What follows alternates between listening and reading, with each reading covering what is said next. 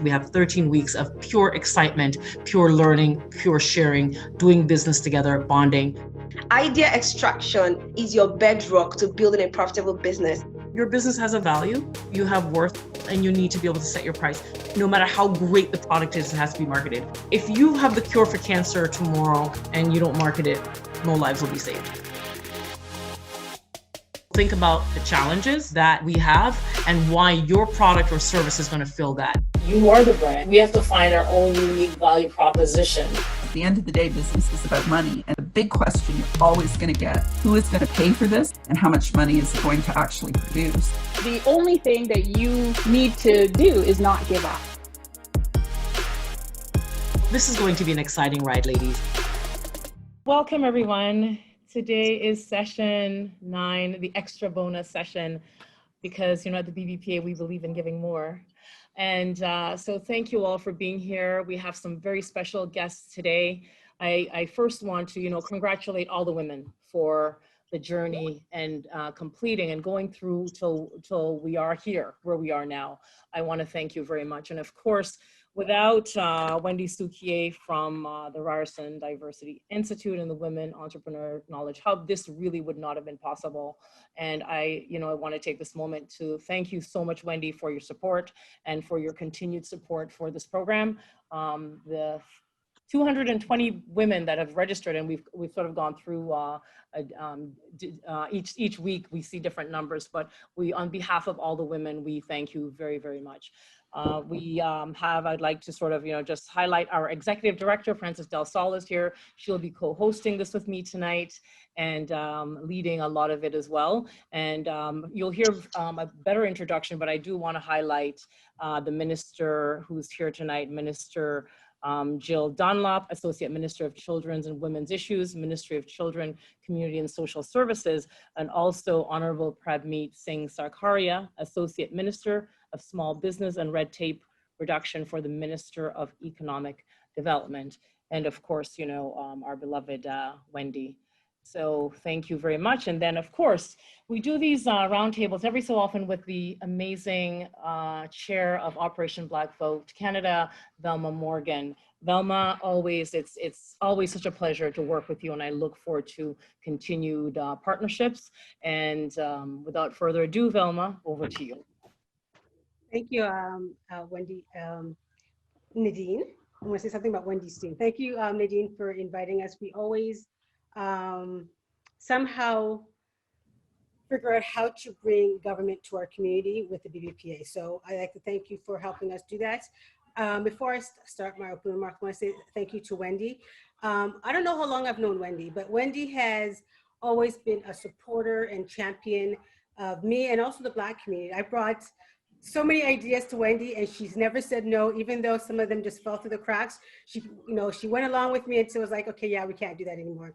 But so Wendy, thank you very much for just being not only an ally to us, but also helping us instigate and helping us make waves in cool waters, or when people feel comfortable in their setting. And you've helped us make waves using your privilege to provide access and to provide knowledge. So thank you very much for that. Minister Dunlop, I've heard tons of great stuff about you. I don't know you, but I've heard very good stuff about you. So thank you for being here. I'm the chair of Operation Black Vote Canada. We are a not-for-profit, multi-partisan organization formed about 16 years ago out of necessities. Community leaders at the time thought we needed representation at the decision-making tables at all 3 levels of government. So they created this organization to help promote, help train, and help highlight the success of Black people who run for political office and those who were elected.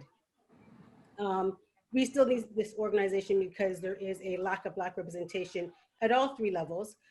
There's a lack of Black representation on agencies, boards, and commissions, and appointments. So we continue to lobby all 3 levels of government to ensure that when they're looking for people, that they come and contact our community, because we are ready to go. As Nadine likes to say, have to be ready.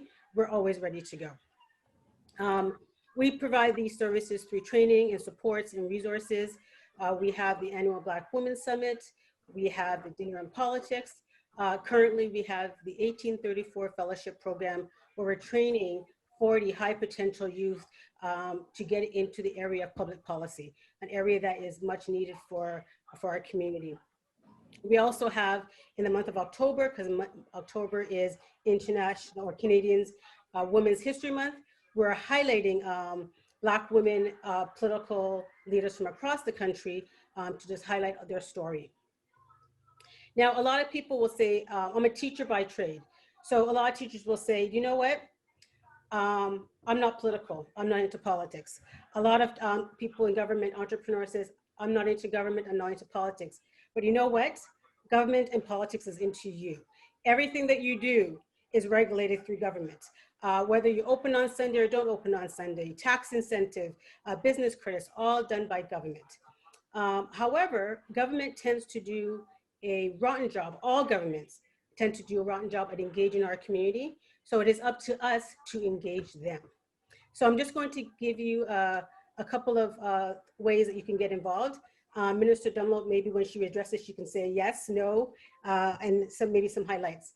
But budget time, your entrepreneurs, during budget time, there's a pre-budget consultations. Please try to get to those pre-budget consultations. It is your way of getting your voice and your concerns probably in the budget, or to talk about things that may affect you and your company. Then there's the budget. And this is where, you need to listen to the budget and comment on it, but also we need to figure out how to get you on a list so you can be in the lockup for budget day. So you're able to see the budget before everybody else. And then after the budget, there is a post-budget breakfast and lunch.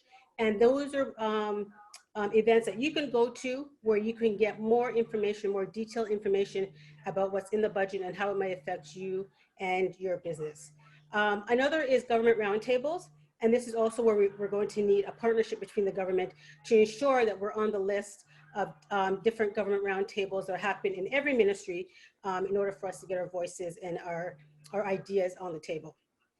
And the last, and I think is most important one, is ABCs, agencies, boards, and commissions. All levels of government, they have tons of agencies, boards, and commissions. And these agencies, boards, and commissions basically are formed to inform the government of the day.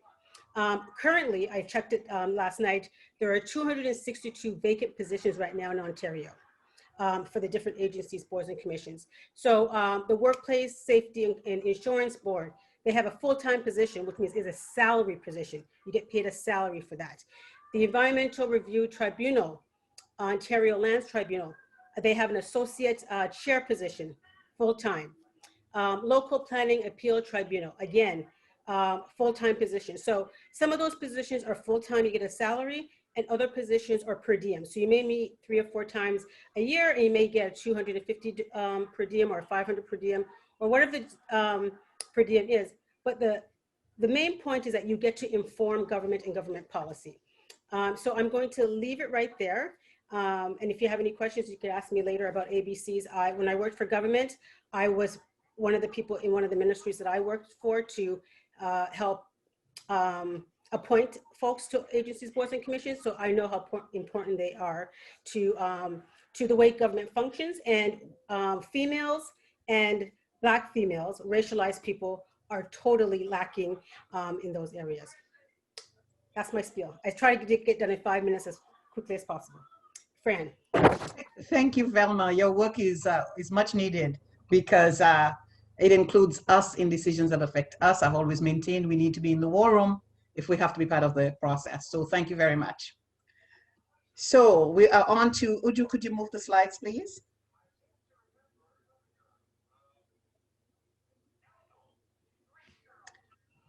We're on to Honorable Jill Dunlop, the Associate Minister of Children's and Community Issues, Ministry of Community and Social Services.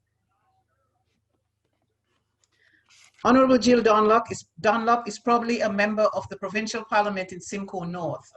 Jill was born and raised in rural Ontario in the town of Coldwater with a full appreciation for small community. Jill understands that rural Ontario not only feeds our province, but also provides employment opportunities, agrotourism, and economic growth. Jill's passion to support the small business sector and enhance the skills trade is an important initiative for Simcoe North, strongly believing that they serve as the backbone of our economy. Jill was appointed as a member of both the Standing Committee on Justice Policy, as well as the Standing Committee on Estimates, and in 2019 was appointed as Associate Minister of Children and Women's Issues, Ministry of Children, Community and Social Services. Help us welcome Honorable Jill Dunlop. Great, thank you so much, Frances, for your lovely introduction. And hello, everyone. I can't tell you how pleased I am to be here with all of you and my colleague and good friend, Minister Prab Sakaria.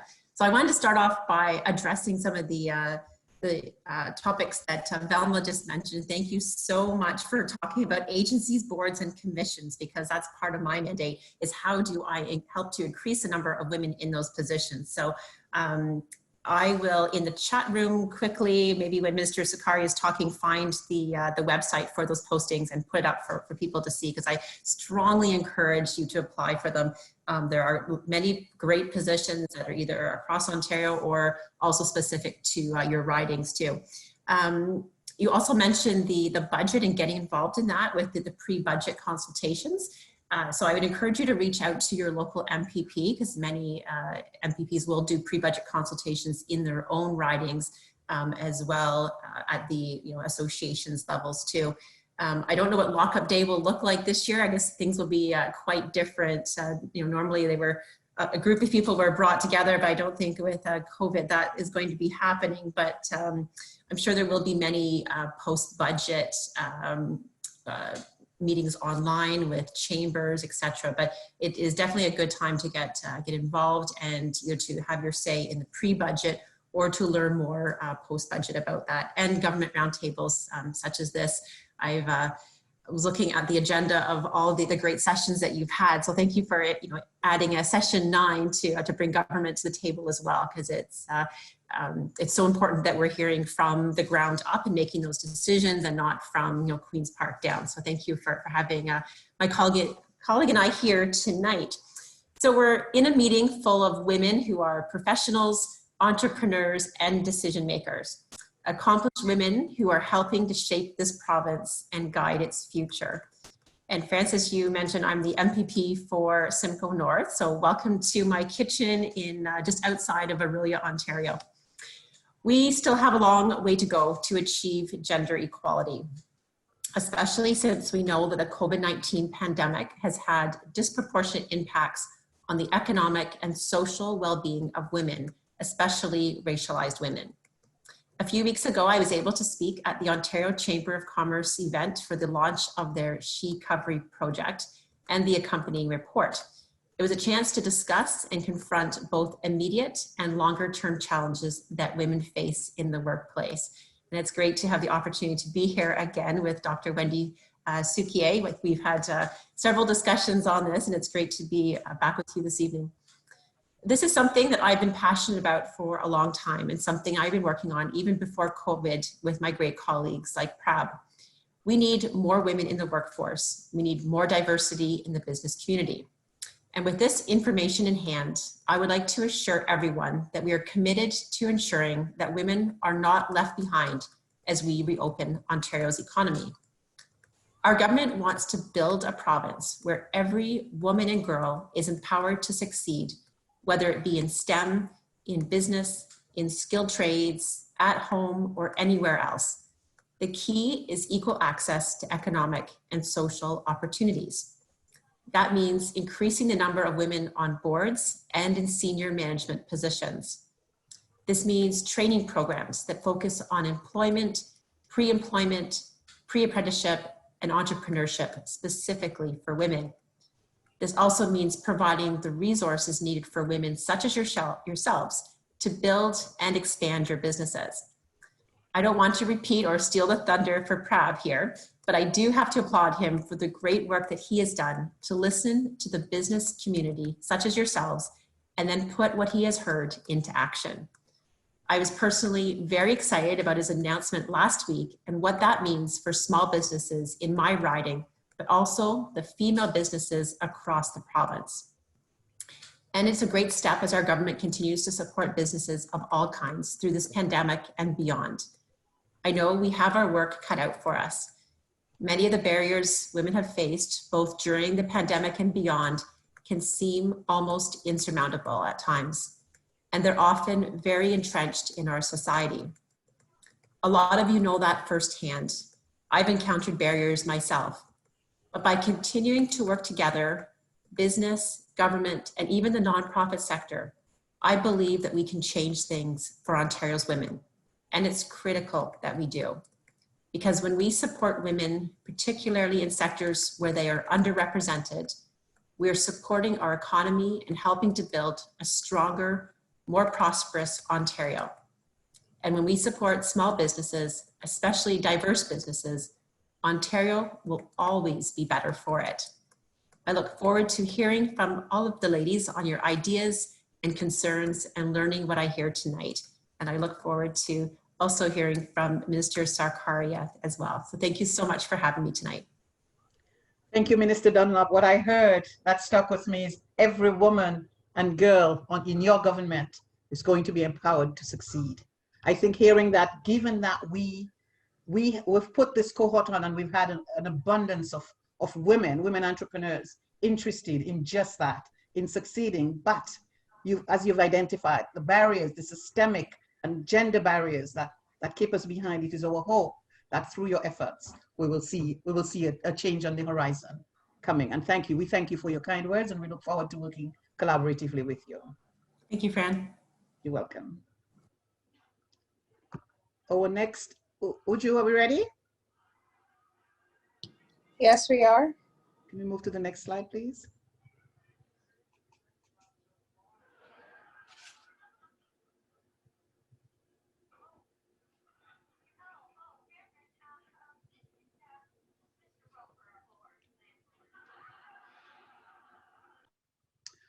Our next speaker is the Honorable Prabmeet Singh Sakaria. He's the Associate Minister of Small Business and Red Tape for the red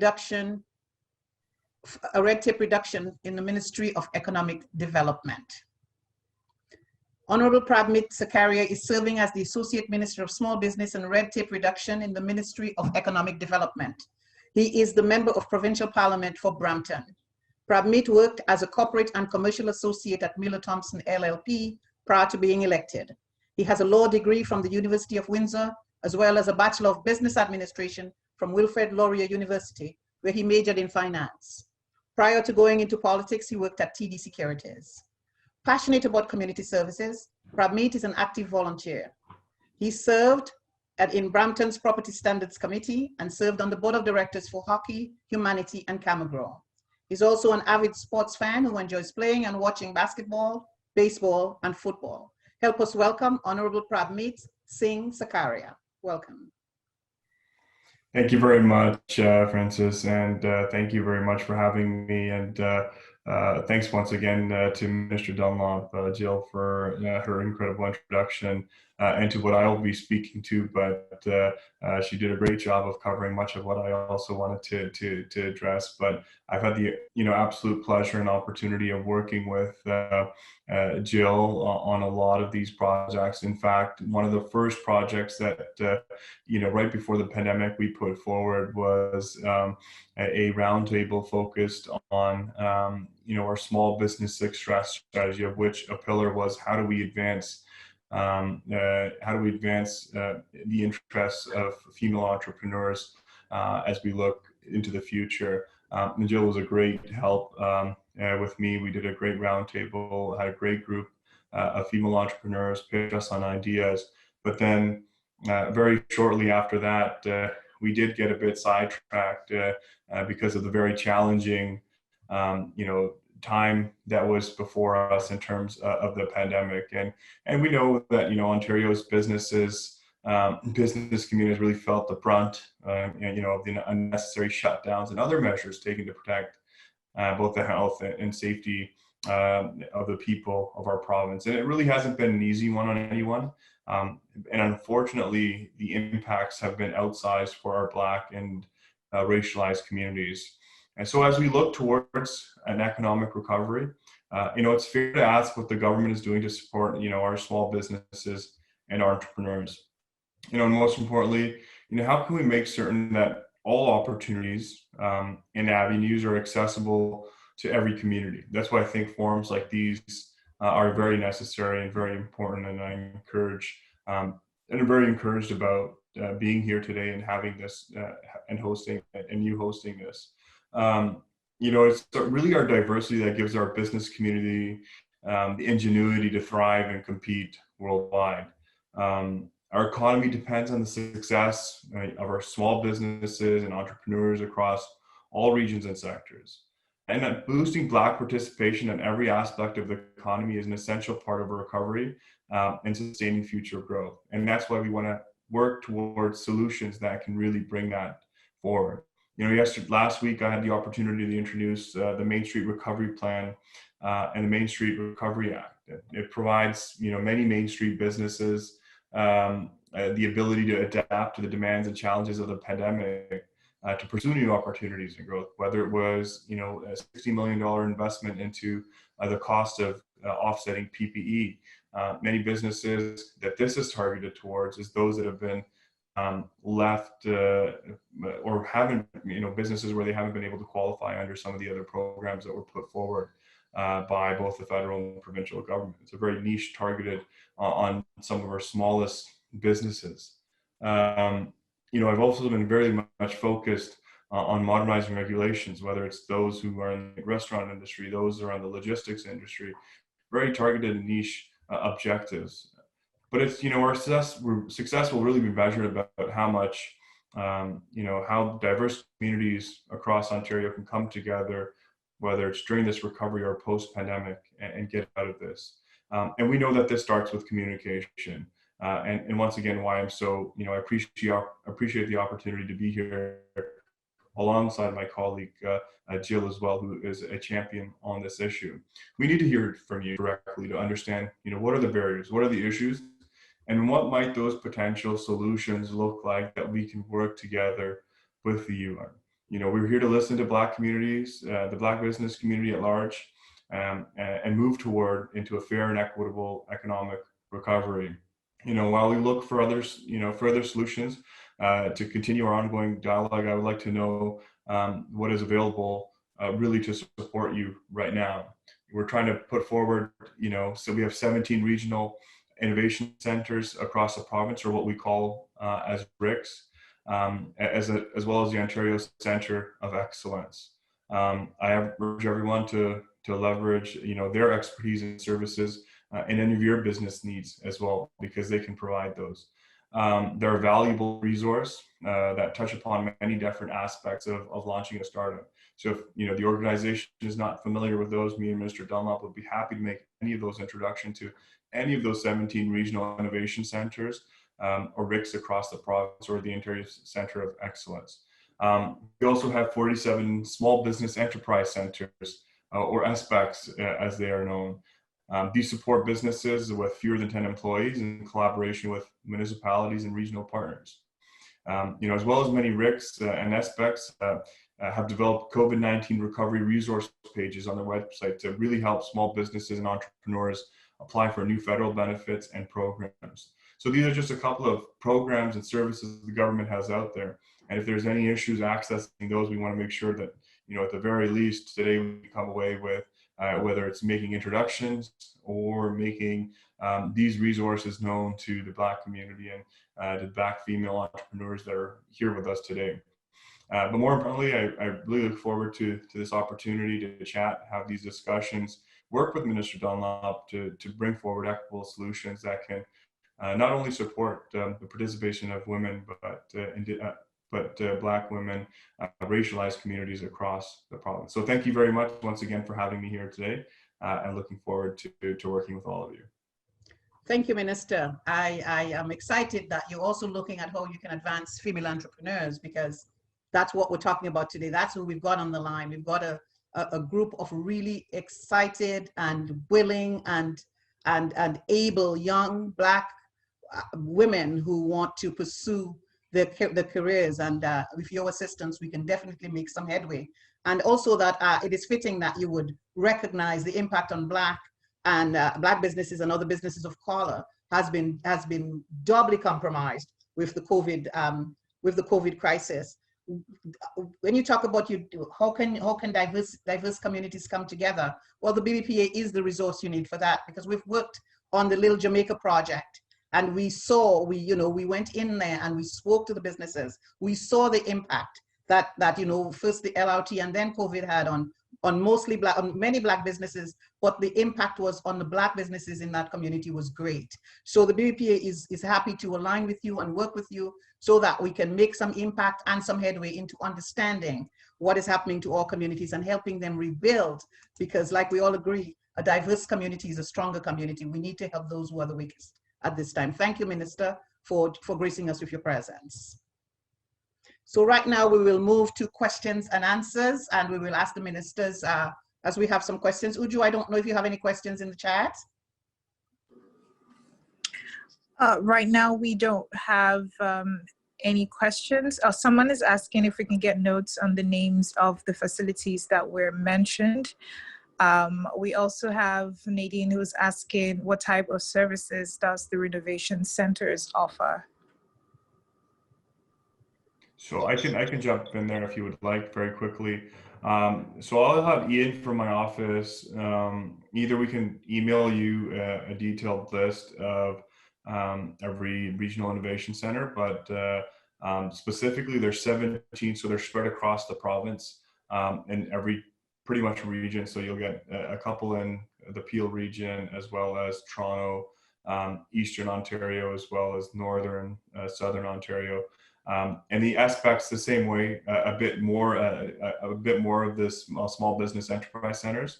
And so they both kind of serve two different purposes. The regional innovation centers are more targeted towards startup type businesses that might be more tech oriented. The small business enterprise centers, anything and everything for a small business owner, whether you want to open up a new restaurant with, one employee to up to, fewer than 10 employees.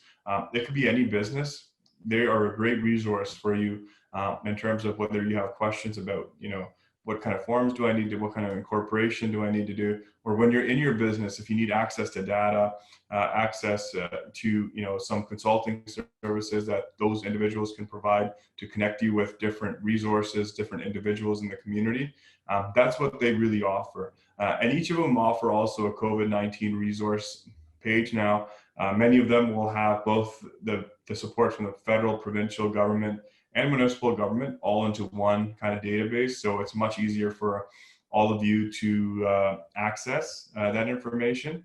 And so we'd be happy to either follow up on an email, give you more detailed information. I think we'll do that regardless, but just for the chat, we can, if you've got a specific location you're looking at, we can send you the name of that location or make an introduction ourselves to see how, those innovation centers, or RICs as we call them, or SPECs can help out in advising businesses that are on this call.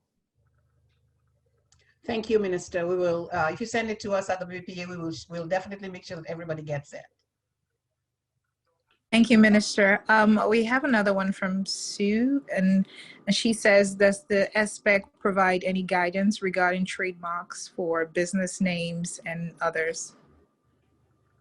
As long as it's not legal advice, they will provide you and guide you with where to go, where to register, how to register, any information you might have.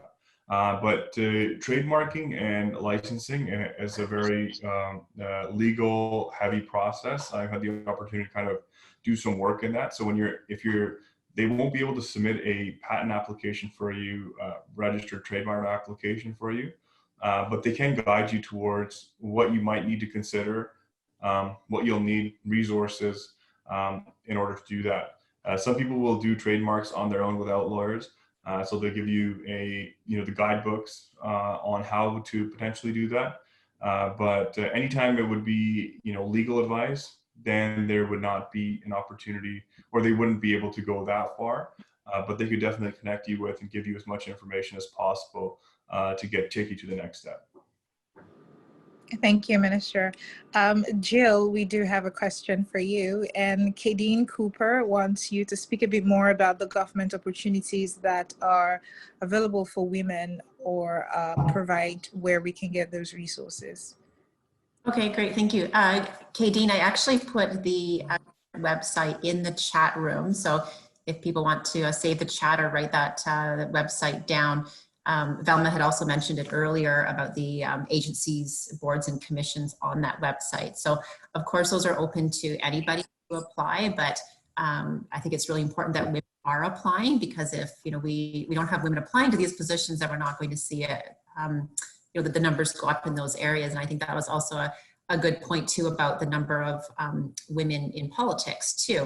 We have a record number now, but if women aren't encouraged or confident enough to even put their name on the ballot, then we're not going to increase that number. So I think it's so important. And I was actually talking recently with a counselor in the town of Coburg, and she was looking at a mentoring program at the municipal level for women. And she was talking about, encouraging high school girls to enter this program. And I said, I think you need to also look beyond that, because I think back, in high school, I don't think many girls are thinking, I want to be a politician when I grow up. But if you look to women entrepreneurs and business leaders, those are the women that I think, when women are approached and suggested that this is something that you should look at doing, I think the more times that we're asked, then we start to get that confidence in ourselves and think, well, why wouldn't we do that? We can put our name on a ballot just like anybody else can. So I always strongly encourage women to do that, and reach out to other politicians, whether it's at the municipal level or the federal level as well, but and of any parties, right? As women, I think we all need to be there to help each other and encourage each other to put your names out there. I think it's really important. So I strongly encourage women to do that as well. Thank you very much, Minister. And speaking of mentorship, there's a question here that Gisela is asking, and she wants to know if there is a mentorship program attached to the renovation centers. So they're, whether it's the regional innovation centers or the SPECs, they'll advise you and they will guide you, so that they wouldn't have a formal mentorship program, but much of the work that they do would be in a mentorship format. But what many of these businesses actually have at their resources is businesses that have gone through their processes before. And so they're very good at connecting you to, businesses that have launched or businesses that have used their programs or services and then, really accomplished or gotten off the ground. And so they'll connect you with those. So whether, they don't deliver direct mentorship programs, but they have, a great network that, they can introduce you to, that they can get you working with, that would be very helpful to many businesses. Whether it's even just about, should I open up a business or should I not open up a business? What does, a business operation and, maybe hospitality entail versus, a business operation on the retail side? And they can make those connections, just kind of like almost like what the BIAs or the OCCs, sort of the Chamber of Commerce might do as well. But this is a completely free service delivered on behalf of the government of Ontario. So something that I think, everybody should take an opportunity to go with, to look through, even if you're not sure if they can answer your questions or not, make an introduction. You might find something there that's very helpful for you. And these are resources that are available free of cost to any of you that are put forward by the government. And, many of the resources that exist, even if it's something as simple as applying for a grant, applying to see what grants might be out there available for people. These aspects can, very easily identify those opportunities for you as well and give you some guidance towards that. So I think it's a great ability to tap into a great network that can then help you mentor. Thank you so much, Minister. And we have a comment from our partner, Professor Wendy Sukie as well. And she highlighted that there are some starter incubators that will help get folks started with basic business plans and more, like Scan Court, for example. We have one question from Velma, so I'm just gonna give the floor to you to ask your question. I actually have two questions. Two questions. Dunlop. I was wondering, do you have an advisory group that advises you? And if you don't, would you consider setting up an advisory group of women and having women represented from our community on that advisory board? Oh, sorry, I thought I was muted. No, I have Indigenous Women's Advisory Council set up currently because we're looking at the government's response to the Missing and Murdered Indigenous Women and Girls report. We set up a council specifically to deal with Indigenous women's issues, but I would be very open to looking at a council to advise on issues for sure. I sent you my email address too, so we can connect. And my second question is something that Fran touched upon. I grew up at the St. Clair and Christie area, so Eglinton and Oakwood was my stomping ground. That's Little Jamaica. Little Jamaica is being destroyed, and we're wondering what the government, if any, will do to help those small businesses up on Eglinton, because if they're gone, part of our culture, part of our history is also gone. Yeah, so on that specific issue on Little Jamaica, that's the one in specific reference to Eglinton, the crossover, right? I believe it is. Yeah, so there's been significant delays in that project, continue to be significant delays in that project. I'd be happy to take on specific suggestions that you might have in terms of that area. I've had it briefly raised to me, I believe, at a roundtable a couple of weeks ago. I was on with members of a BIA, I believe it was, who first brought this to my attention. Now, there's obviously a lot of businesses along that line have been struggling quite a bit, but I wasn't very in tune with what specific issues were on the Black-owned businesses. So I'd love to take the opportunity to learn what those challenges were. That I think, as Fran even mentioned earlier, there was a significant notable impact on the Black-owned businesses versus the other owned businesses. So I think this gives us a good opportunity to look at that. And then as we, find opportunities to whether it's, through new funding streams, new programs, tax grants, tax cuts, that's, I think, something that we can really micro focus in onto as well then. And if there's any even gaps, even during COVID, if there are any gaps that are being missed, would be happy to have the opportunity to see if there's opportunities for us to find ways to help those businesses. But we want to do whatever we can to preserve, whether it's that history, those Jamaican businesses, because they do play an integral part, not just in the city, but for the overall culture and the fabric of the city as well. Thank you, Minister. Awesome. Thank you, Minister. Currently, we don't have any other questions, so we can just go ahead, and when more questions come in, I would highlight them.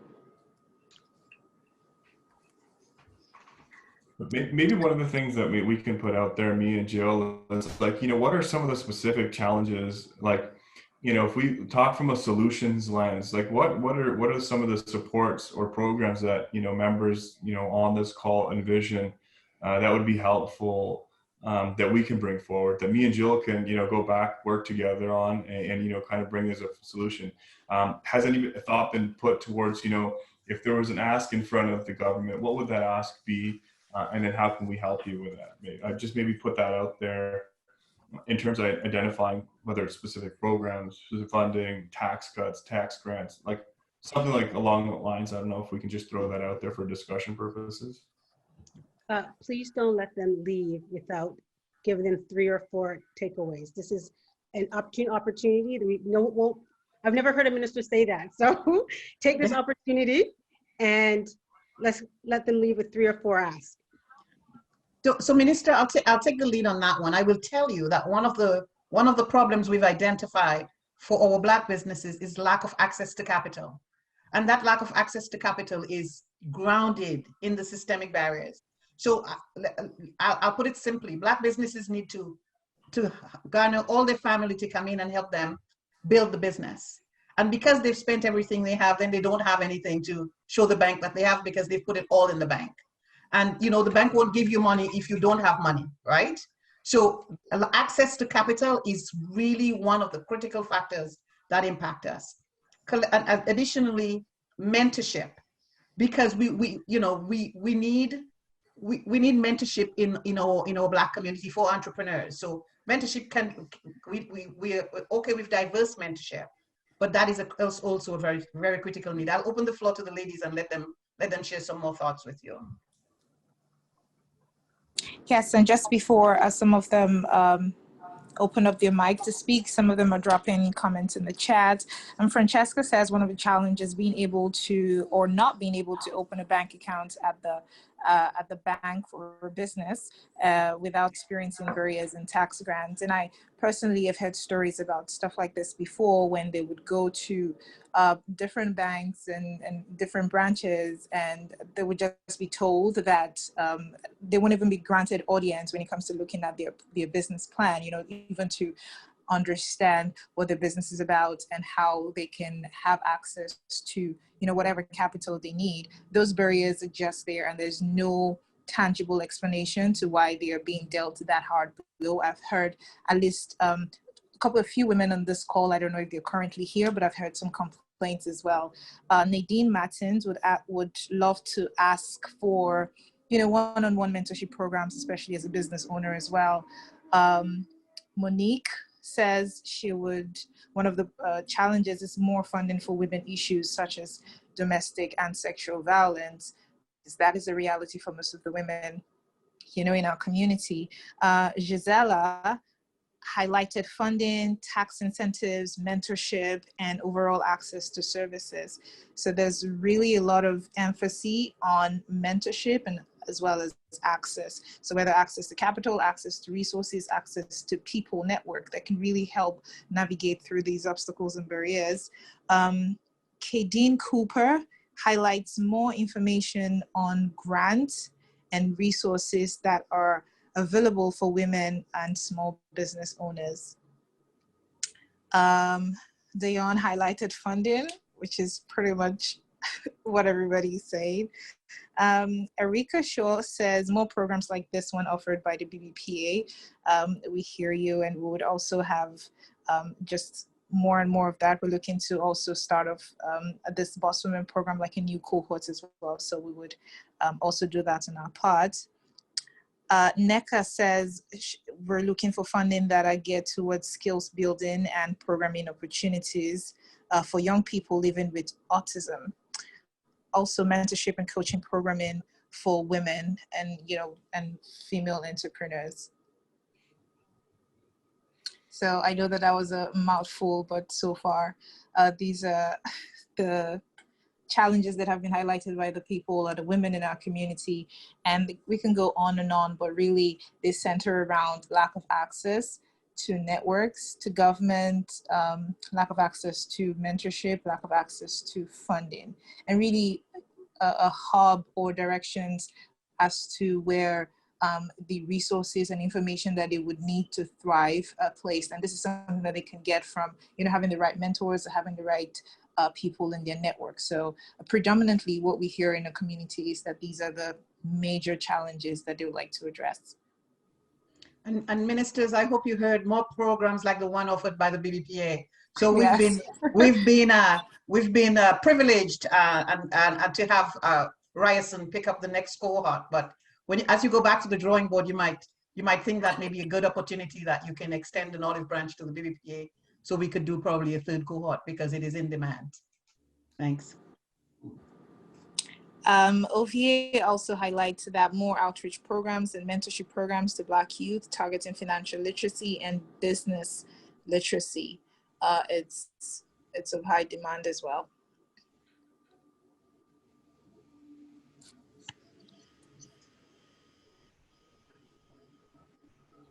It's interesting. That's more than 2 or 3 takeaways.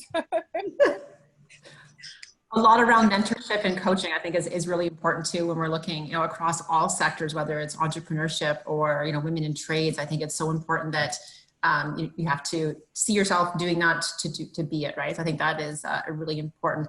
And it's interesting to comment about access to where these programs are, because I think even for Prav and myself, we're ingrained in all the time, but there seems to be programs coming from every level, whether it's provincial or federal, and sorting your way through that too. It's important to know like what would be the best resource for people then to be able to have access to that. Because I know we can probably find it on all our different websites, but what's an easy path forward to know what are the programs that I could apply for my business based on the size, etc. I think it's you almost need to. It's difficult to navigate the system sometimes because there are a lot of resources available, but which ones would be applicable to your own business? Yeah, no, Yes, definitely. Go ahead, Minister. Sorry. Yeah, sorry, just to echo off that. No, those are some really good points, but one of the ones that echo quite a bit, sorry, the one that came up, access to capital, mentorship, and just as Minister Dunlop just mentioned, so on the awareness of the programs. I wonder even, how many of the people on this call even know about any of the regional innovation centers or the aspects prior to today, right? So I think that highlights some more significant, just highlights issues in terms of how the government, whether it's communicates with, different communities, or how we can do a better job of, connecting, whether it's with the BBPA and doing, having them on some sort of opportunity for us to get more of this messaging out, so members in the community know, what services, what grants, what's available for them to be able to use. So those are all points, well taken for us that I think me and Minister Dunlop can really go back and see. And I think that, the issue around awareness, I think there's also many, and I know Minister Dunlop actually did a great job on this just last week. She was at a conference from her social media I saw, promoting trades within, not just women, but I think in the Black community. I remember hosting a roundtable with members of the Black community about right before the pandemic in February, where many of them raised the issue of being connected to the skilled trades and not having access to the skilled trades, or just, the community not being aware of the skills gap. There's thousands of jobs still to this day unfilled in that industry, and how can we leverage the Black community to be a part of that solution as well, just because historically many of those communities don't go towards the skilled job or skilled trades type of job. So I think there's a lot of work that we can do collectively here, work together, and really bring some meaningful change. But those are some really good takeaways for us to work on. You mentioned just communication. The one issue that our community continuously have across our board is access or entry point to government. They just don't know where to enter. So I think communication is key. And I would suggest, yes, the BBPA, different organizations, but we also have several media outlets that's, we pick up, we read, or we listen to. So perhaps, when you're doing your ECHO announcements, that you do it with these organizations or Black organizations, or through Black media, because then you could get to us directly. That's a great idea. And if you could send us a list of the Black media, like Minister Dunlop and myself would be more than happy to even pass it along to our official comms teams, that so anything that the government delivers gets to those media outlets as well. I hope there's no misfire there, because that's a very easy fix from our side. And even point of contacts, we'd be happy to be those for you guys if there's any questions or concerns, or if there's any information needed to access certain programs. From the business side, economic development, happy to take any of those questions as well, or issues that many members of your community will be having.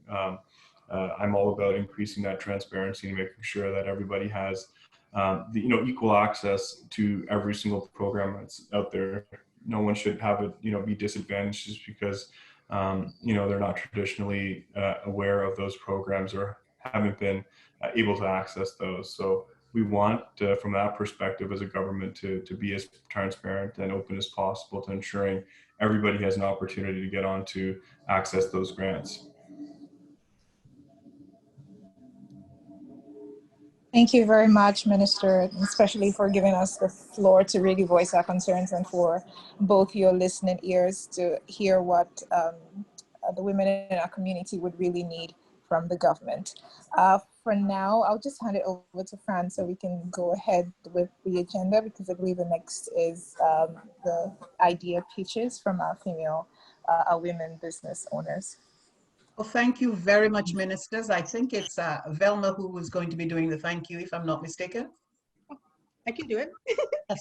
So I would like to thank you both for taking the time out of your busy schedule. I know, being responsible for women's issues and small business entrepreneur in this pandemic, you're very, very busy.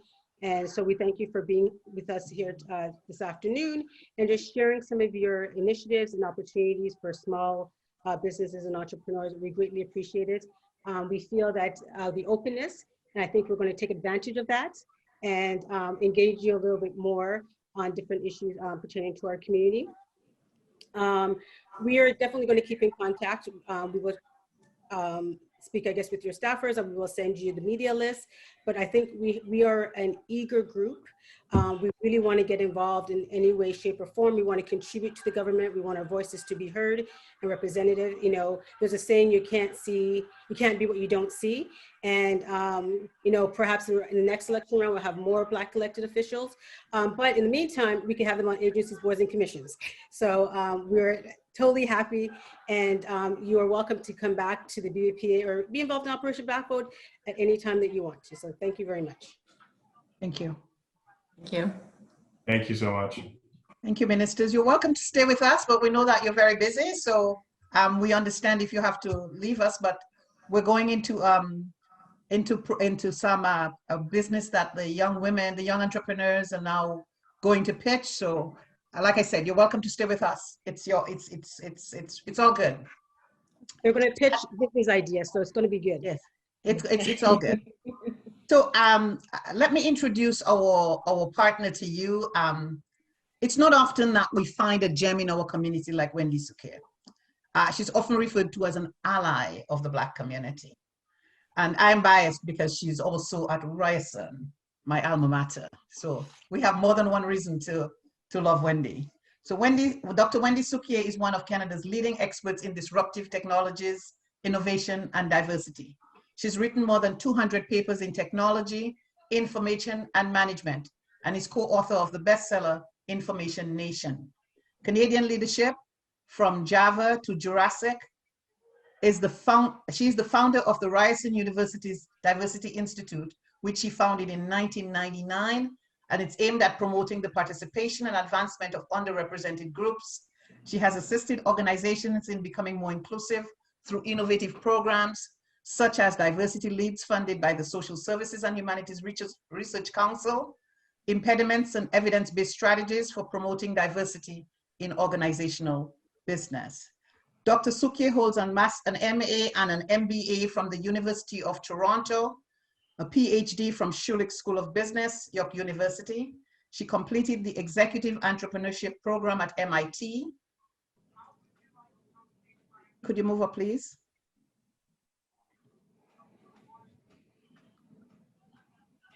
I'm just very old. It's fine. When your body's more than a screen long, it's no, but it's well worth it.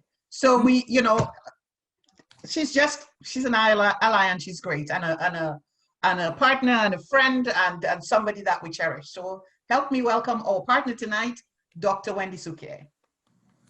Thanks so much. And it's me who should thank you, because I find the projects we've had with BBPA among the most energizing and rewarding. And this, I have to say, Nadine is not just a successful entrepreneur in her own right, but she's entrepreneurial in everything that she does. So, you talk to her on Thursday and something's launched on a Monday, and we need more of BBPA and more of Nadine, because you know, in this environment, especially in trying to respond to COVID, being able to pivot quickly, being entrepreneurial in everything that we do is so fundamental. So, you know, I'm passionate about this space. I think that entrepreneurial skills are critically important, even if you don't plan to run your own business.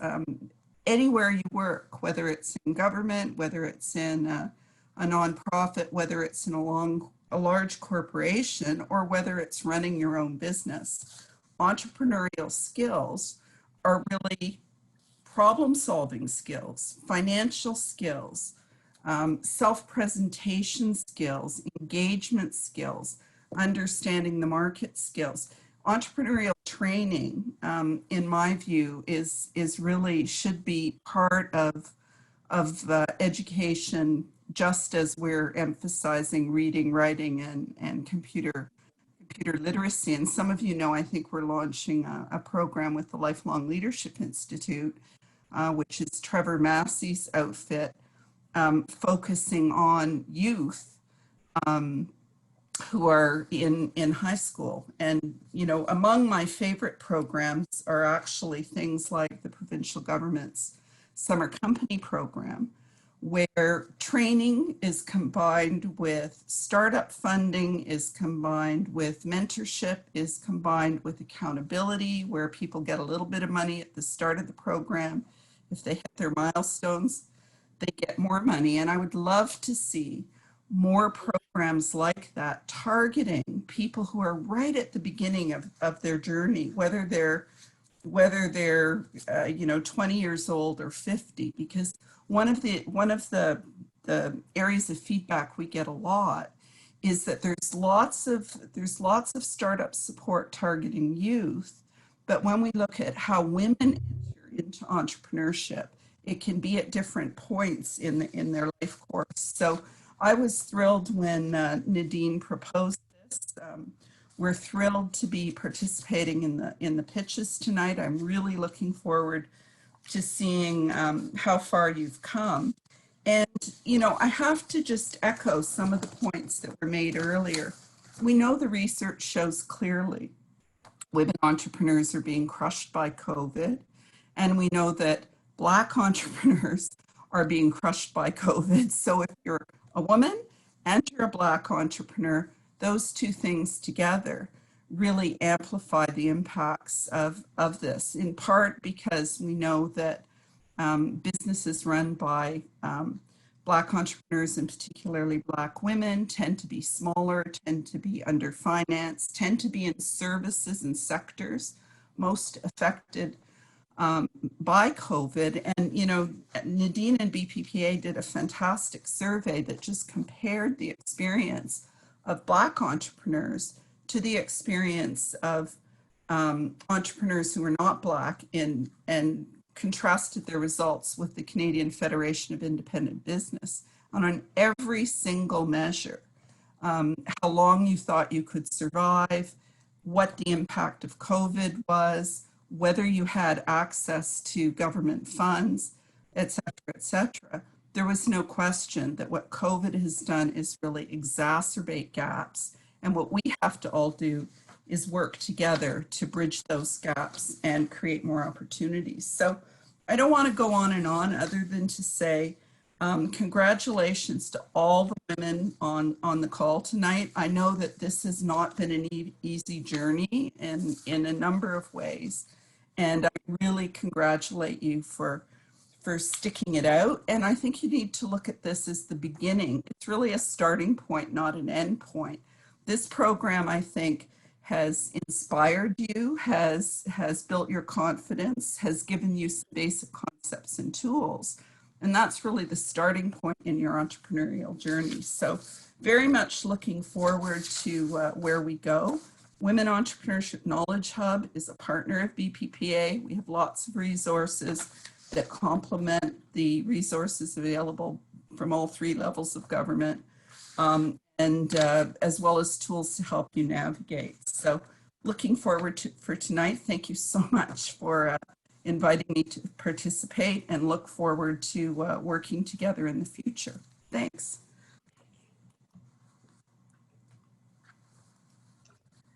Thank you, Wendy.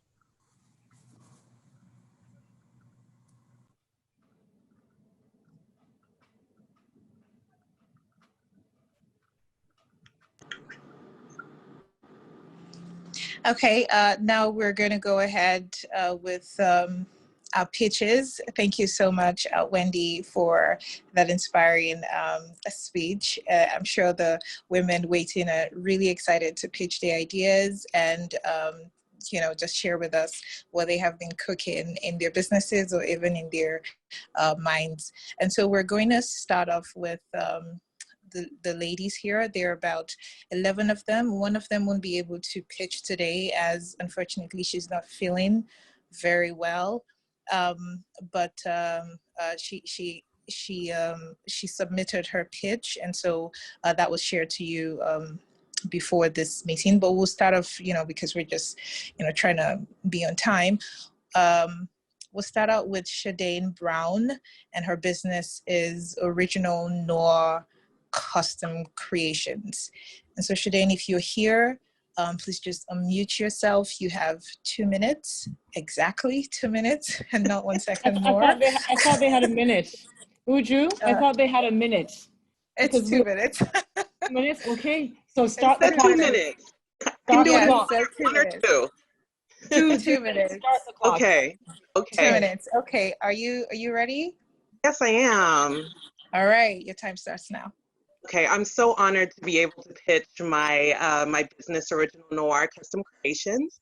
It's really 4 tiers. So we have craft kits, paint kits, custom pieces, and then my favorite portion of it is our mobile craft party, which was just launched in May. So briefly, our craft kits and paint kits are just something that was created because of COVID. I had launched my mobile craft party and then couldn't see anybody because we couldn't go out and we couldn't be social.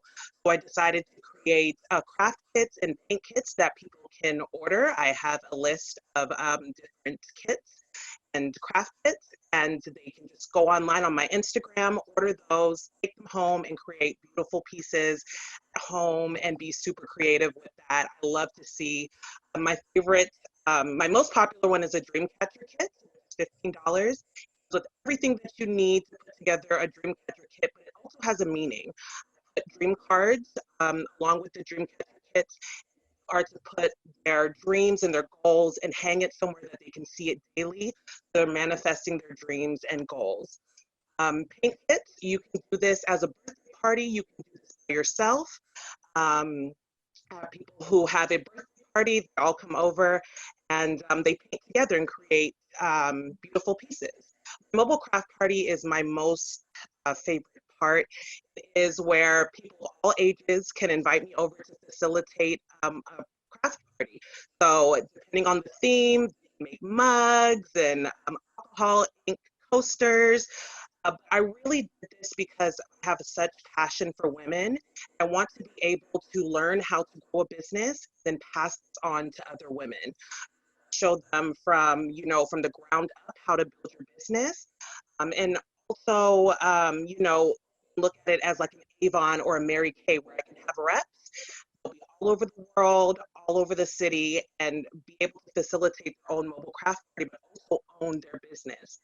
This is something that they'll be able to grow and build a community of strong women and entrepreneurs through my mobile craft party, all of its tiers.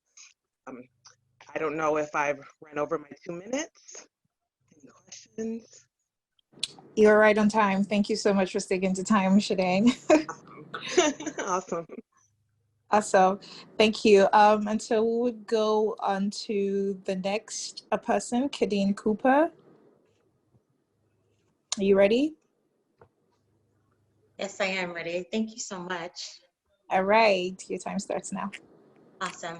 Well, first of all, I just want to say thank you to Nadine and Udu. This program has been awesome. I kind of joined a little bit late, but I've signed up again for the other sessions that you're going to be hosting. I am a HR professional with 16 years of experience specializing in talent acquisition. And last year, I decided to quit my job to do career transition coaching full time. And the reason for that was because I felt that the roles were becoming a little bit too transactional for me. I'm a very invested person. I want to see every single woman thriving and successful in their careers. And even during this time of the pandemic, I have been able to connect with a lot of women that have been displaced and have lost their jobs. So I recently created a career growth accelerator program that it's a group coaching program specifically for women, because I want to create that community and that tribe so women can know that they are not alone, that they are supported during this job search. So what I will be covering with them is their value proposition. So we'll go through an assessment, self-assessment to strengthen their skills, for them to also know and identify what their skills are, what their weaknesses are, opportunities, threats, and how we can navigate that. So some of it will also be unpacking any challenges that they have, because I strongly believe that until you unpack those challenges, it's going to be hard for you to step forward, because being an HR professional, we can pick up on when you're desperate and when you're just looking for a job and have just been applying to things. So I want to make sure that those barriers are away so that you can shine and put forward your best self. So there'll also be biweekly accountability calls as well, so that you are able to keep track of your goals and to achieve those goals and to smash them. Career-specific networking strategy as well will be in place, or which I have kind of created and developed, because it's about having conversations with those decision makers. So not just connecting with individuals on LinkedIn for the sake of it, but who can influence your opportunity to be considered for the next steps in the role. So you would get bi-weekly calls with myself, micro celebrity branding, so your value proposition. So if I was to ask you who you are, what you do, and what you say, within 30 to 60 seconds flat, you should be able to articulate that well, as well as conducting mock interviews and videotaping them and recording them. So you're able to see how you show up to someone. So whatever your body language cues are that we need to work on, how you articulate your value add, knowing your resume. So screening your resume and auditing your resume to make sure that it's concise and consistent with both your resume and your LinkedIn profile, because they should be one and the same. Okay. Thank you, Khalid. That was great. And next we have Neka Onyachonam. Are you ready? Yeah, hi, good evening. So my right, name go is ahead. Neka Onyachonam. I am the owner of Strive Autism Services. So Strive Autism Services is an organization that provides relational skills building programming for young people 0 to 17 years with autism within the GTA and other surroundings. And the beautiful thing about Strive Autism Services is that we come to you. So we are not expecting you to come to us. We come to your milieu of choice and we offer those services, and we use your life experiences as a means of working with that child in the moment. And we provide services like skills building programming, like life skills for young people living with autism, reading readiness, writing readiness, potty training, and we provide volunteer opportunities for older children with autism. We give them opportunity to be involved in their community and to be able to have their voice heard. And the beautiful thing again is that we also provide parenting training. So for those parents that have children with autism, I understand how hard it is for them to actually work with their children. So we provide them the skills and the training that they need so that they can better understand their children and work with their children in other milieux that are not when they are not with us. And the beautiful thing again is that we also provide support staff training. So we train staff on, give them information about autism and ways to work with children with autism in the school system, in the community. And the beautiful thing I like about this is that we're looking to partner with school boards, early learning centers, services that people that provide services for within Black communities, because my main goal is, as a mom of a child with autism, I have been in this field for 15 years and I have worked in numerous settings.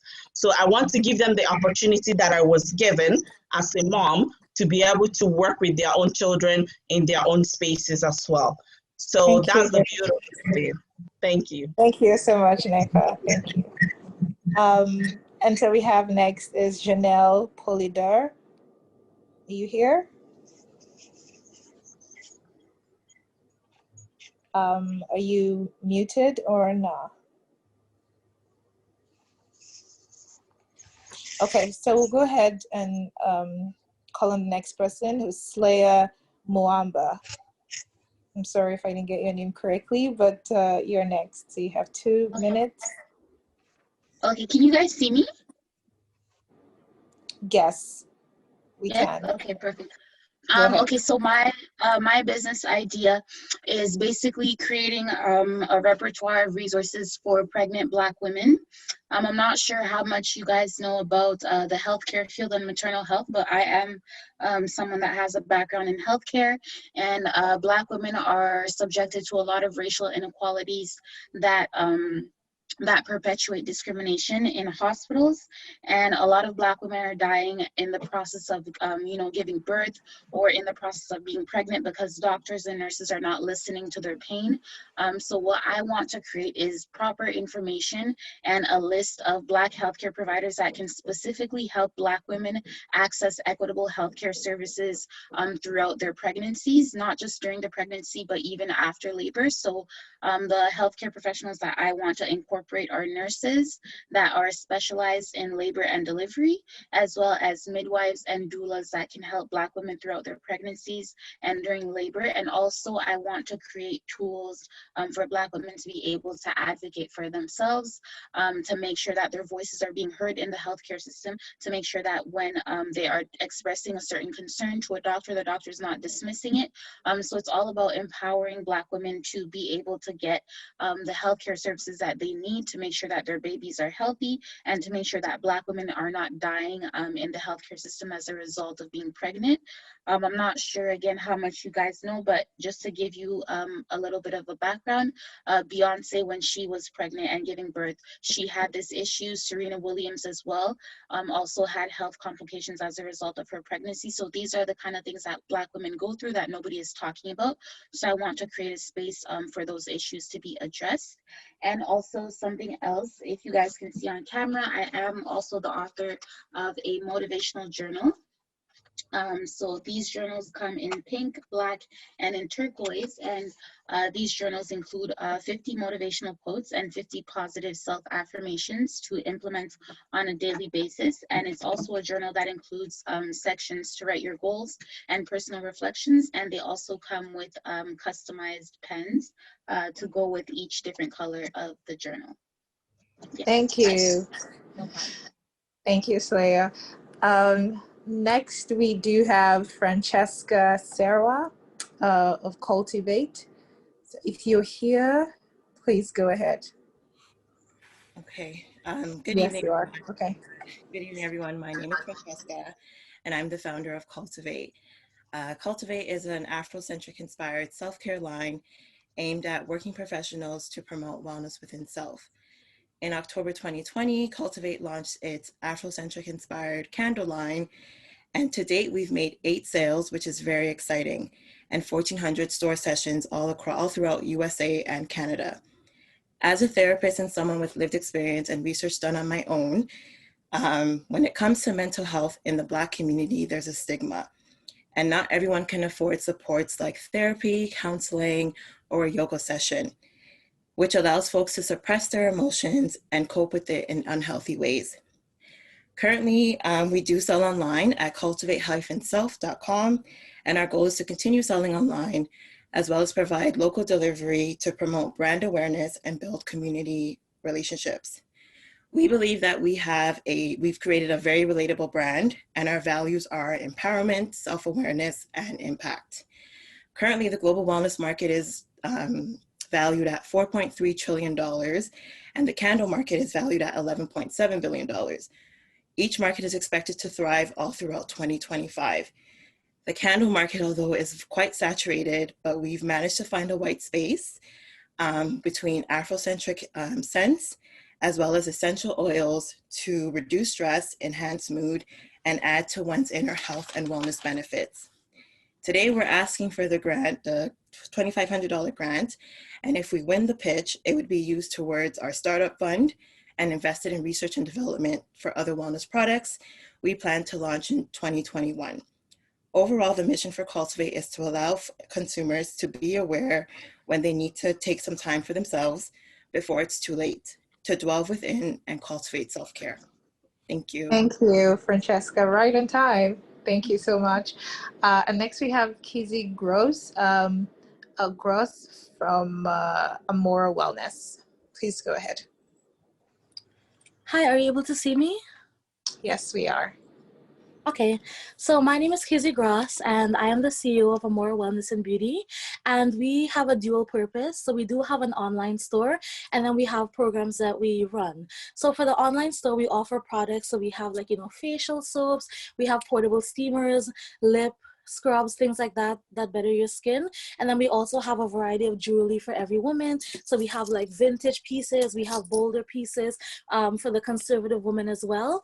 And then so that's focused on the external beauty and helping women to understand, I think a lot of people where things are faked, a lot of women don't accept their natural beauty, and it's about understanding that at your core you are good enough, you're still beautiful. And then the programs that we run, I think we're lacking spaces for sisterhood and mentorship and uplifting. So we did a program in February. It was called Pretty in Pink, and the pink symbolized more than femininity. It was about flesh and humanity and being in this space where you're surrounded by women that will uplift you. And we did this program. It was called Pink on the Inside, where each woman got to write down something that, that hurt them, that they were struggling with, that was besetting them, and another woman got to take it out and give encouragement. And we saw a woman from a variety of ages, giving advice, giving encouragement, and it was so uplifting. And these are some of the things that we plan to do. We plan to do programs with regards to domestic violence, self-image, and again, sisterhood. So again, we're all about learning to love. Again, amor means love in Spanish. So it's all about learning to love yourself internally and externally. Thank you. Thank you very much. Next, we have Dorian Holmes. Hi, am I able to share my screen? Oh, you like to share your screen? Okay, okay. I'd have to stop mine, but you can do that all, you have to do that all within your 2 minutes. Okay. So I'll just start while I'm waiting for this to get going. Can you see it? Okay. You can share now. All right, perfect. So I'm Dr. Dorian Holmes. I specialize currently on online healthcare for the active soul. I have been in business for over 10 years now, and I have actually started to build a brand that's gone beyond just my clinical work, including colors that look like this, if you can't see that.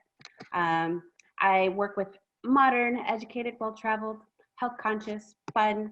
I think a lot of people tend to have very unique experiences with me as a healthcare provider. In my own experiences, I have found some difficulties. So I created a Better Belly Butter. This natural belly butter is especially for women of color to prevent and minimize stretch marks due to pregnancy. The reason why it was created was basically because of my own experiences, especially when moving from the States to Canada. I was at a loss for products that were natural and healthy. And it was very important to me because at almost 40, while I was trying to get pregnant, it's very important to make sure that what I was putting in my body and on my body was very pure. So I had to create something that would be worthwhile. So this product is for women that are 26 to about 42. And the cream obviously helps to prevent and minimize stretch marks, but also offers a way to shore up your relationships. The cream is actually a ritual that you perform with your partner or other loved ones that will be participating in your child rearing experience. I offer an online community to help reduce anxiety and to help you know that you're not alone. Some of that is from my own experiences in motherhood, and will be also including guest appearances from other people. I will include other education, research tools and tips that will be used for women to educate themselves and know that they're not alone. My product is nearly edible. It's eco-friendly. I don't know if you can see this. Are you able to see it? If not, that's okay. Yes, I'll show you later. Okay, perfect. So I created this product, and basically as I said, it's more than just a consumable product. It's also digestible information and a community. The product will be sampled to midwives and doulas and new moms. Online sales will be started. Social media campaigns will be created, and I hope to expand this to an international market. Which is why I need the $5,000. So thank you very much. Thank you. So time is up, and so we have another speaker, another boss woman who's going up next. That is Mirabel. She also wants to share her screen. So you can go ahead now. I have made you co-host, but your time already starts now. All right, thanks. So can you guys see that? Yes, we can. All right, so Emocha Media is a digital media company that creates explainer videos, social media slideshows, and succinct articles on a variety of topics pertinent to the Black Canadian community. And the issue that we're trying to address is that while animated explainer videos and like social media slideshows and historical kind of visual educational resources are more and more popular, as seen in the case of like Vox, TED-Ed has a ton of motion graphic type videos, Cours Gazette, So You Want to Talk About on Instagram. They rarely focus on the African Caribbean or Black Canadian stories. And so I just wanted to kind of just give you a visual look at like how some of these videos might look. So this is one of the videos that I created with my sister for, and she's also my co-partner on this, for an innovation and storytelling contest. I'm not sure if the audio will work. If not, that's fine. Qualitative research looks like this. The researcher collects data through an interview, survey, or observation, analyzes it, and reports findings. In the data collection step, a deliberate gap exists between the researcher and the participant. But what if this gap didn't exist? What if those being written about were given the tools to tell their own stories? What would research look like if these first-person narratives were then utilized by researchers of any field for useful analysis? Digital storytelling could be the answer to these inquiries. It's the part of making collecting stories as data more valid. Here's why. So that's an example of some of our work, just to kind of show you how these videos might look. And so we want to address different topics that are maybe like more pertinent in the Black Canadian community than in others. So for example, why Canada should collect more race-based data, why a lot of Black people tend to kiss our teeth, the cultural implications of that, where Ankara really comes from, SARS, and the history of Nigerian policing. And so we want to address all these different issues using visual mediums and through a YouTube channel as well as through a social media account and a website. And so we want to monetize these videos and also have AdSense on the website as well and work with brands in terms of influencer marketing. So our ask is for $2,500, and I've broken down on the screen the different things that we'd want to use that for example, advertising and marketing, stock footage and audio, and Adobe Creative Cloud subscription. We both have almost over a decade of graphic design, videography experience, and so there's a variety of different projects that we've done that engages this kind of work, and so we think that we really can use our talents and our skills to kind of channel the diverse interests and experiences of the Black Canadian community and just amplify that in a way that we don't think is currently happening right now. Thank you. Thanks a lot. And we have two more boss women right now. OVA, are you ready? Ready. Just gonna go ahead and keep sharing the screen, but you can start. Your time starts now. Thank you, boss women, entrepreneur leaders, and Wendy for this opportunity to talk about the Black Canadian Nursing Alliance. I am the founder and executive director, Ovia Anekbuboma. I am partnered with 4 other nursing leaders, and we have been in the industry for over 13 years. Just to speak about nurses in general, as you know, we are the front line of the most vulnerable time in anyone's life when they are sick and in need of services. And literature shows that Black nurses specifically have unique experiences, and we barely have an outlet. The gap in the market is there isn't a specific by Black, for Blacks nursing alliance where nurses can go for empowerment, support, enrichment, professional development, and have access to like-minded individuals who are growing and pursuing the profession. So the Canadian Black Nurses Alliance is a federal nonprofit organization, and the mission is to advance Canadian Black nurses through empowerment, mentorship, and advocacy. Our vision is to be the preferred organization to serve the Black Canadian nurses community and to propel nurses to professional excellence in all spheres of society. The CBNA's goal is to deliver research, that will gauge program delivery, that will enrich professional development, and that will provide an outreach to the Black youths in high school to promote nursing as a profession.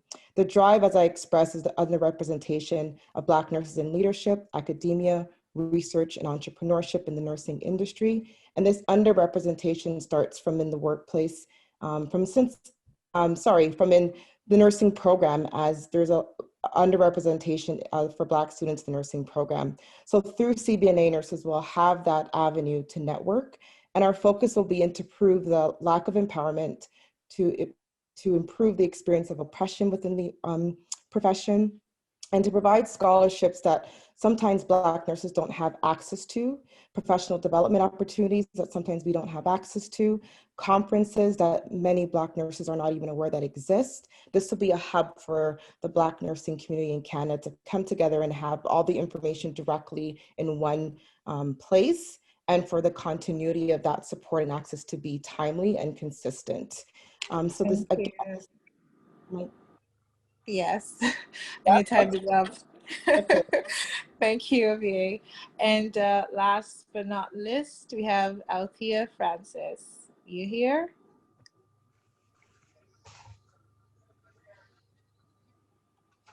Althea Francis, are you here? Okay. And so that yes, I am.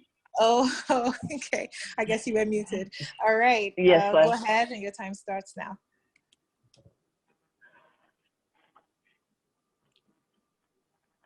Go ahead. I'm not able to see. Are you able to see me? I'm not sure. Yeah, we can see you. Yes, I can see you. Okay, so I'm not sure about the position, but I would like to thank everyone for participating and even for having me. I signed up just willingly. I started my business in 2009. I had health issues and I had to restart. Can you hear me? Yes. Yes, we can. No, my apology. I thought I heard a question or a noise in the background. So basically, my business, after hearing everyone else's pitch, I've known that there are a lot of hard workers behind the scene, but a lot of people aren't taking care of themselves overall. So I'm focusing on the geriatric midlife crisis individuals.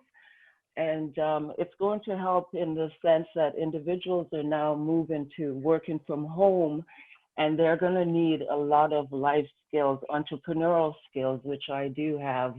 30 years in human resources. I have my postgrad in fundraising and volunteer management, as well as I'm a certified life coach.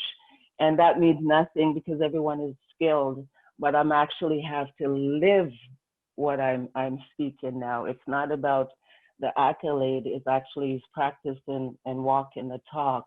And that was the hardest journey for me. And that's a lot of things that a lot of people aren't implementing in their lives, is the retirement or actually having a fulfilled life, work-life balance. And it's also outsourcing, it's delegating. So it's being proactive. And that's actually taking our health seriously, not just the professional, but the personal. And this is where alignment comes in. And then when we're helping ourselves, we're better able to help our communities and so forth. But we're also an example for everyone else along. And I also will be helping and mentoring as well along the way. So even with that pitch, I'll be working and getting that feedback and then move forward. So thank you. Thank you. Yeah, that was right in time. Thank you. And that brings us to the end of all the amazing peaches. So what we're going to do, I'm just going to quickly stop sharing my screen.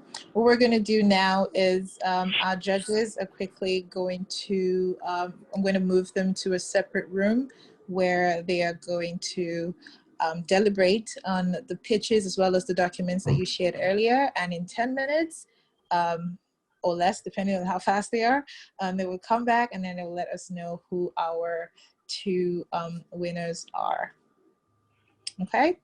So just and then maybe while we're going to the room to have a look at the pitches and deliberate, you can send the link out so everyone can fill out the survey. It's really important, team, that we complete the survey just so we can get an understanding as to, you know, who's in the room, what your business goals are, what your business is, and things like that. So if you could fill out the survey, if you have not done so, that would be much appreciated.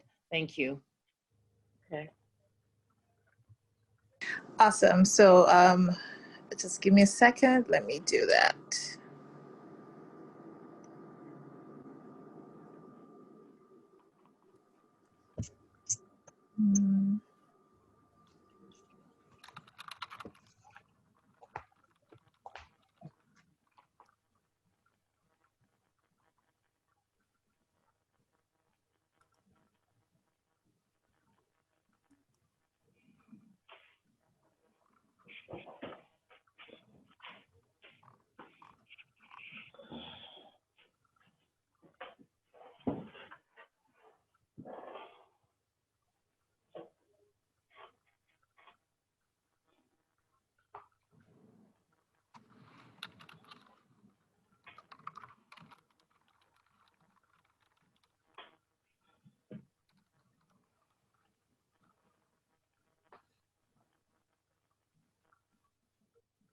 Would you want to get us in the other room, myself and Wendy and Fran? Yes, that's what I'm doing right now. So You I'm are? Okay, moving great. to you. Yes. And just, you know, I'm getting some responses in the chat box. If you've just started, you know, we're going to be starting back up in a few weeks. I think the date is going to be November, the first Tuesday in November. We're starting. We're just going to rejig a few things. We have to finalize a few things leaving this session. We have things to send to the women who attended from the very beginning. And so we'll be sending those out. And the next session will be starting on November 4th, like the first Tuesday in November.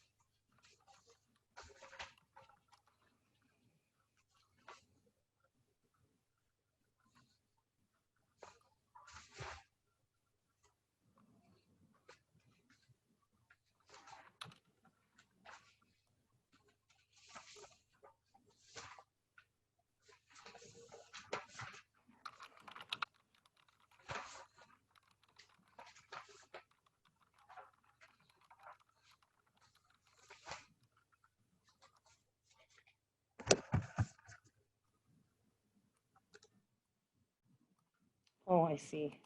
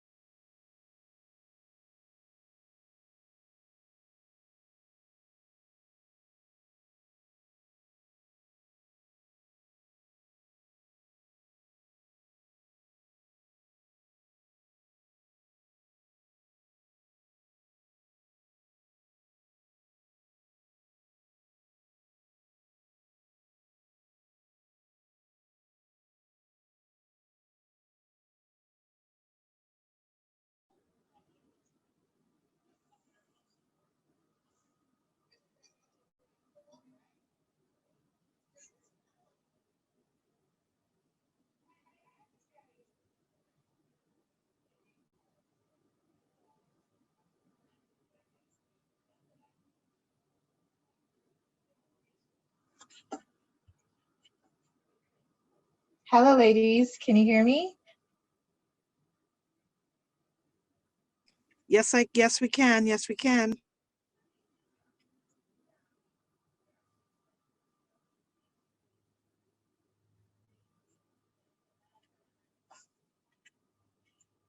Hello. Hi, I can hear you. I can Oh, hear you. okay. I think I was muted. How's everyone doing? Good. Yeah, how did the pitch go? Everyone did really well. Very impressive. Yeah, I am particularly very impressed with, everyone who pitched. Any one of us, Hetty couldn't because she had some health issues, and our prayers are with her. But for everybody else, amazing work. I'm just gonna, encourage us to fill the link that was shared earlier from Ryerson University. If we don't have it, I can put it again in the chat, because it's really important that we have all of that data collated. And I remember one of the questions that one of us asked was, access to like a hub of resources where you can see people's business examples of business plans, for instance, or access to resources, things like this. When we have all this data collated, then we can know exactly what we need, and then preparations can be made to give us these things that we need. So I'd really encourage us to fill the form. I think I'm gonna put the link again in the chat here, just so that if anybody hasn't, just go ahead and fill out the survey. I'm assuming that some people haven't filled out. Let me just get the link. What did we think about our guest earlier today? The Minister Jill and Minister Pandit.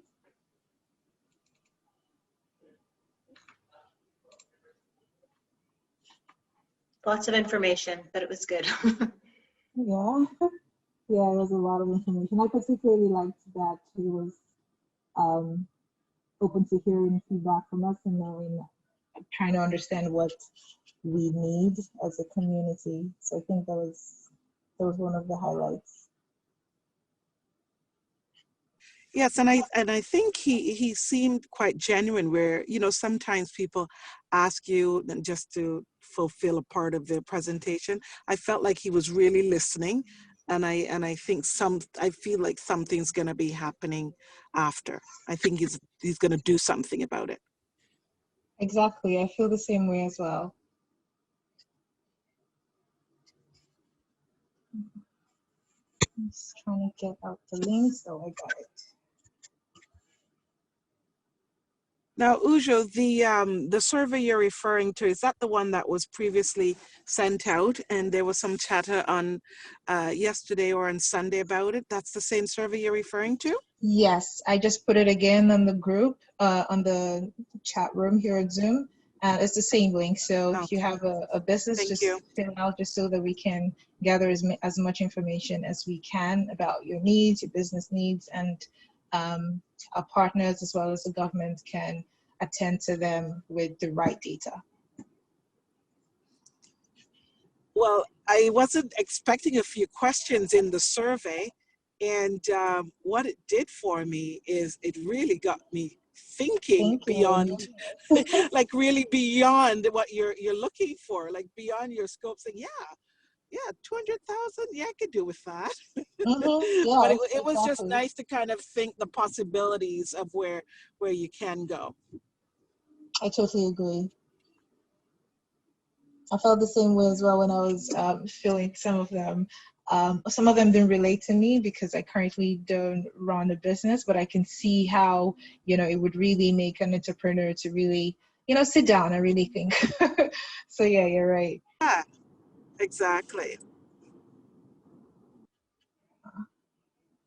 I'm loving all the positive energy that we're sharing with Hetty. Thank you so much. And Hetty is in our prayers, and we trust that she'll feel better very soon.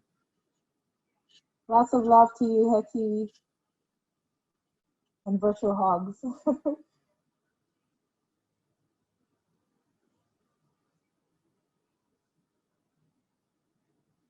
Meanwhile, how did we all spend our Thanksgiving weekend? Considering that everybody was asked to go back into lockdown for 30 days or 28 days.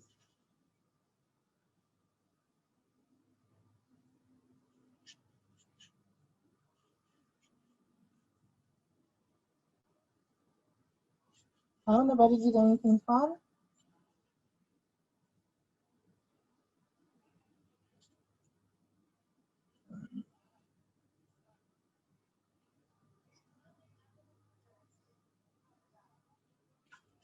Hmm.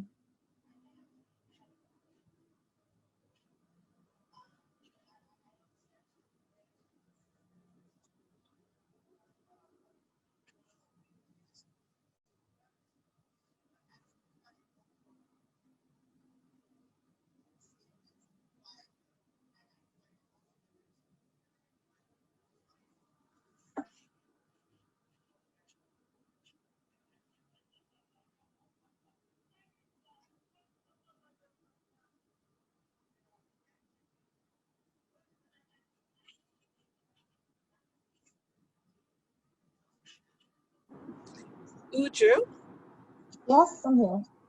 while we're waiting, would you mind if I gave a shameless plug? Oh, of course not. Go ahead. Okay, boss Now. women. I am Claudia, your car gal, and we're currently looking for drivers. And I say that to say that if you or anyone you know are in the market for a new vehicle or to upgrade your vehicle, I'd love to be your car gal. Okay, so don't hesitate to reach out to me directly by WhatsApp or by mobile, and I'd love to do business with you or anyone you know. And we do have a very generous referral program as well. Thanks, ladies. Awesome. Thank you so much.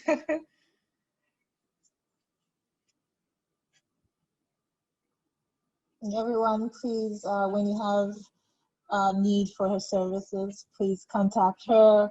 We're on the group together, so you can always reach out to her. I mean, we have each other and we have to support each other because that's how we grow our economy and we grow our community. So yeah, that's great for you to do that. Thank you. I'm just gonna hop out briefly to check on our judges and then I'll be back.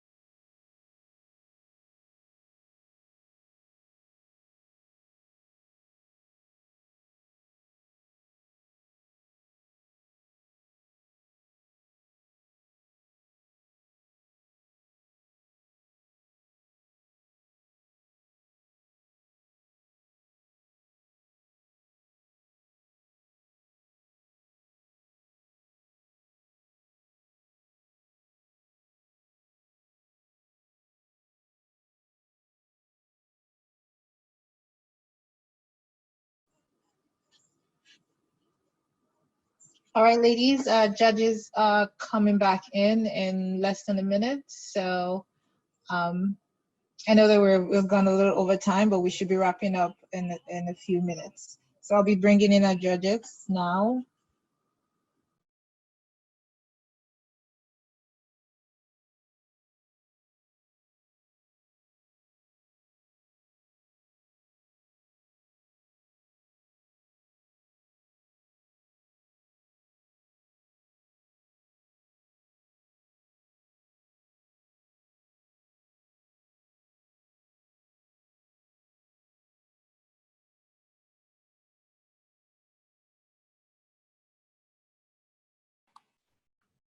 Hello, everyone. So just before we turn it over to the decision, I want to thank each and every person for being here each and every week. The participation has been amazing. Your commitment to your business is inspiring, even for me, who has an established business. I've learned from you as much as you have learned from the program. And I want to thank you very much for participating. We're going to be starting again November 4th. We're going to have a lot of interesting things that's coming up over the next 2 weeks. We're going to shape out a few things that's going to be different, some tools, some resources. And when we meet back again November 4th, if any of you choose to join up, again, it will be great and we welcome you back. And also, tell a friend and tell a friend and tell a friend. All right, so I thank you very much, and it was an absolute pleasure and privilege to work with each and every one of you. Thank you. Fran, for Wendy close. Well, I just want to say thank you to everyone. We know that the effort you put into making this happen. We enjoyed this cohort, and we look forward to the next one. But we want to say to you that while we are going to be selecting, we'll be selecting 2 people today. Know that you've made that effort, and you're approaching that milestone. But we are here as the BBPA to give you the support you need to get you to the next level. So please continue to call on us and understand that we will support you, and join the next cohort and tell your friends to tell friends. Thank you again for joining us and making this a success.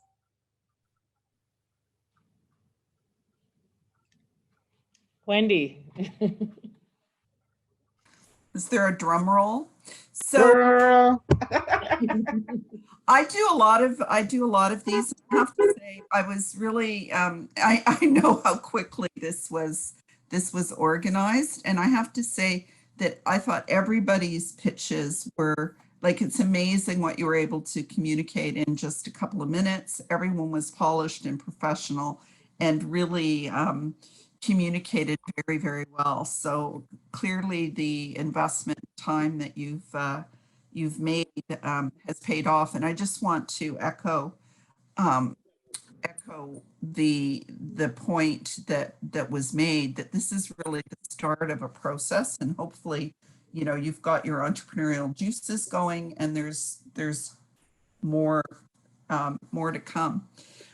One of the things for me that's really important is to understand that entrepreneurship and innovation are very broad, and they cover a range of industries, and not just enterprises that are focused on profits, but also those that are focused on social goods. So I'm very bullish on the idea that we have to have a big tent when we talk about entrepreneurship. And of course, we include the tech startups, but we should also include people in the food industry, health and beauty, as well as social enterprises. And as it turns out, there was a very high level of consensus among the judges in terms of the top ranked projects. And I hope my colleagues will reinforce that I did not exert undue coercion or influence over the choices that we made. So we have two projects that we selected. The first is Immuta. And the thing that really stood out for Immuta from our perspective, and really would encourage, if Mirabelle is willing, for you to have a look at her one-pager, because it described the problem, it described the solution. It was one of the very few that actually presented a revenue model or explained what she would do with the money that was given, and very concisely, very beautifully laid everything out. And I'm hoping perhaps as a condition of her prize, she might work with some of the other women who are on this call to help develop their one-pagers, because I think all of your pitches, what you said was really good, but you have to remember you also need it. You need something you can leave behind. You need something that lays it out, and both in terms of the content and the presentation. Her written pitch was, I think, quite strong, and so I do think that that's something that others might learn from and try to replicate, because at the end of the day, business is about money. And so the big question you're always going to get from an investor, from a bank, what is your, not just what is your value proposition, not just what is your market, but how are you going to make money? Who is going to pay for this? What are they going to pay for? How much are they going to pay? And how much money is it going to actually produce? And to try to pull some of those ideas together in one page is really an accomplishment. So that is one of our winners. So congratulations. Very well done. The other award winner was a more challenging decision in some respects, because we had so many good proposals that really were addressing very important social needs, business opportunities, and so on. The one that we landed on for the other prize is the Canadian Black Nurses Alliance. So congratulations to Ovi. And I think probably what tipped the balance for that particular initiative was again, the pitch was good, as were many of the pitches. The written documentation provided a bit of background research, but it was very specific about what the goals and objectives, and maybe you remember that from the pitch. What are we actually going to do? How are we actually going to make a difference? And what's the process? And it was, focusing on the who is in the team and their experience and their credibility. Really, I think, helped us feel as if investing money in this initiative would produce results very quickly. Whereas with some of the other initiatives, it wasn't clear that a $2,500, sorry, $2,500 Watch your mouth. seed grant would move the project far enough along that it would really make a difference. So apologies to those of you who did not receive funding today. You know, as I said before when I was on the call, we are very committed to working with BBPA to continue this process, to continue to find resources and supports, and to continue to do what we can to help reinforce the efforts of BBPA to provide opportunities and strengthen the entrepreneurship ecosystem. So with that, again, I want to say that all of you did a great job. All of you really are winners, and I'm sorry we didn't have more money to hand out, but I feel very good about the two prize winners, and we'll be coming back to see if we made good choices, and they're going to produce the results we hope for. Thank you very much. Thank you very much, ladies. Well done. You know, really, really well done. And, you know, as we look forward to the next session, you now know what to expect. I always say is, stay ready. You know, in business, the first thing is to show up, and the next thing is to show up ready. And being ready is to have your pitch, have your business plan, know the numbers. We talked about the numbers. And so this is a wonderful beginning. It is not an end. There's lots more to do, and we will continue to build, grow, and succeed together. Thank you. And Wendy, our hearts are, words are not enough to express our sincere gratitude to you. Without you, we definitely would not be here. When we talk about, friendship and allyship and support, you really are an individual that, walks the talk. And we thank you very much because you show up every time. Thank you.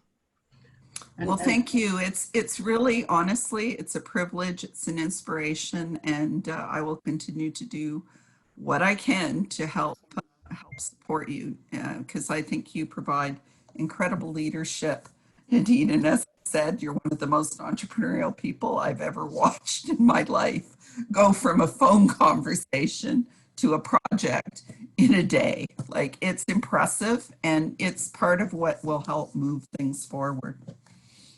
Thank you. Thank you. Thank you, Wendy. And I'll just echo what Wendy said. We are all winners. And ladies, when one of us wins, all of us win.